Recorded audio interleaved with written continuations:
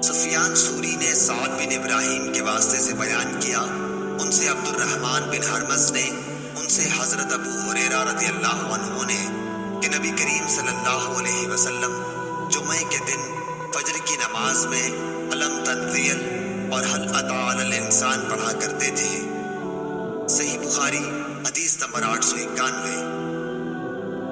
ابراہیم بن تہمان نے بیان کیا، ان سے ابو جمرہ نصر بن عبد الرحمن طبائی نے، ان سے حضرت عبداللہ بن عباس رضی اللہ عنہ نے، آپ نے فرمایا کہ نبی کریم صلی اللہ علیہ وسلم کی مسجد کے بعد سب سے پہلا جمعہ بنو عبد القیس کی مسجد میں ہوا، جو بحرین کے ملک جواسی میں تھی۔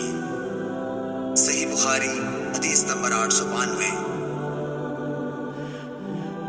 سالم بن عبداللہ نے ابن عمر رضی اللہ عنہم سے خبر دی، انہوں نے کہا کہ میں نے نبی کریم صلی اللہ علیہ وسلم کو یہ کہتے سنا کہ تم میں سے ہر شخص نگہبان ہے، اور لیث نے اس میں یہ زیادتی کی کہ یونس نے بیان کیا کہ رزیق بن حکیم نے ابن شہاب کو لکھا، ان دنوں میں بھی وادی القریٰ میں ابن شہاب کے پاس ہی تھا کہ کیا میں جمعہ پڑھا سکتا ہوں۔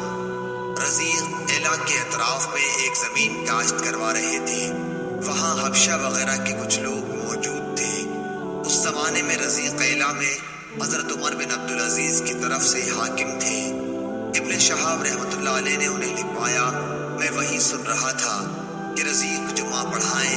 ابن شہاب زریق کو یہ خبر دے رہے تھے کہ سالم نے ان سے حدیث بیان کی کہ عبداللہ بن عمر رضی اللہ عنہ نے کہا کہ میں نے رسول اللہ صلی اللہ علیہ وسلم سے سنا، آپ نے فرمایا کہ تم میں سے ہر ایک نگران ہے اور اس کے ماتحتوں کے متعلق اس سے سوال ہوگا۔ امام نگراں ہے اور اس سے سوال اس کی رعایا کے بارے میں ہوگا۔ انسان اپنے گھر کا نگراں ہے اور اس سے اس کی رعیت کے بارے میں سوال ہوگا۔ عورت اپنے شوہر کے گھر کی نگران ہے، اس سے اس کی رعیت کے بارے میں سوال ہوگا۔ خادم اپنے آقا کے مال کا نگراں ہے اور اس سے اس کی رعیت کے بارے میں سوال ہوگا۔ ابن عمر رضی اللہ عنہ نے فرمایا کہ میرا خیال ہے کہ آپ صلی اللہ علیہ وسلم نے یہ بھی فرمایا کہ انسان اپنے باپ کے مال کا نگراں ہے اور اس کی رعیت کے بارے میں اس سے سوال ہوگا، اور تم میں سے ہر شخص نگراں ہے اور سب سے اس کی رعیت کے بارے میں سوال ہوگا۔ صحیح بخاری حدیث نمبر 893۔